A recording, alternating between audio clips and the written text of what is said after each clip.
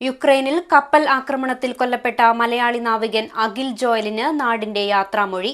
1 മാസത്തിലധികം നീണ്ട കാത്തിരിപ്പിനൊടുവിലാണ് കാസർഗോഡ് വെള്ളരിക്കുണ്ടിലെ വീട്ടിൽ മൃതദേഹം എത്തിച്ചത്. തുടർന്ന് വെള്ളരിക്കുണ്ട് ലിറ്റിൽ ഫ്ലവർ ഫെറോന പള്ളിയിലായിരുന്നു സംസ്കാരം. Bindu jewellery. It's a promise of life time. Vellarikundu AKG നഗറിലെ ജോയൽ സാലി ദമ്പതികളുടെ മകൻ അഖിൽ ജോയലിന്റെ മൃതദേഹം ഉച്ചയ്ക്ക് 12:50ഓടെയാണ് നാട്ടിലെത്തിച്ചത്. വീട്ടിലെ ശുശ്രൂഷകൾക്ക് ശേഷം 2 മണി മുതൽ 3 മണി വരെ വെള്ളരിക്കുണ്ട് ലിറ്റിൽ ഫ്ലവർ ഫെറോന പള്ളി പരിസരത്ത് പൊതുദർശനത്തിന് വെച്ചു. തുടർന്ന് ഔദ്യോഗിക ബഹുമതികളോടെ പള്ളി സെമിത്തേരിയിൽ സംസ്കാര ചടങ്ങുകൾ പൂർത്തിയായി.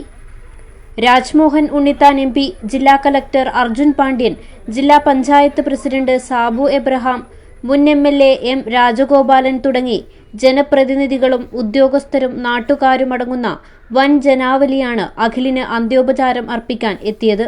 കഴിഞ്ഞ ജൂലൈ 19-നാണ് യുക്രൈനിലെ ഒഡേസ തീരത്ത് വെച്ച് ഗോൾഡൻ ലിയോ എന്ന ചരക്കു കപ്പലിന് നേരെ ആക്രമണം ഉണ്ടാകുന്നത്.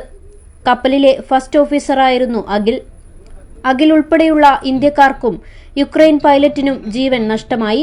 അവധി കഴിഞ്ഞ് നാട്ടിൽ നിന്ന് മടങ്ങി 1 മാസം തികയുന്നതിനിടെയായിരുന്നു സംഭവം. മികച്ച കായിക താരം കൂടിയായിരുന്നു അഖിൽ. +2 പഠനകാലത്ത് വടംവലിയിൽ കേരളത്തിനു വേണ്ടി ദേശീയ ചാമ്പ്യൻഷിപ്പ് നേടിയ ടീമിൽ അംഗമായിരുന്നു. ഇതിനു പുറമെ 30 സെക്കൻഡിൽ 25 തവണ റോപ്പ് പുള്ളപ്പ് പൂർത്തിയാക്കി വേൾഡ് വൈഡ് ബുക്ക് ഓഫ് റെക്കോർഡ്സിലും അഖിൽ ഇടം നേടിയിരുന്നു. വിവാഹം നിശ്ചയിച്ചിരിക്കെയാണ് അഖിലിന്റെ മരണം സംഭവിക്കുന്നത്. നാട്ടിലെ പൊതുദർശനത്തിനും പ്രാർത്ഥനാ ശുശ്രൂഷകൾക്കും ശേഷമാണ് സംസ്കാര ചടങ്ങുകൾ നടന്നത്. News 14 live, Kasaragod.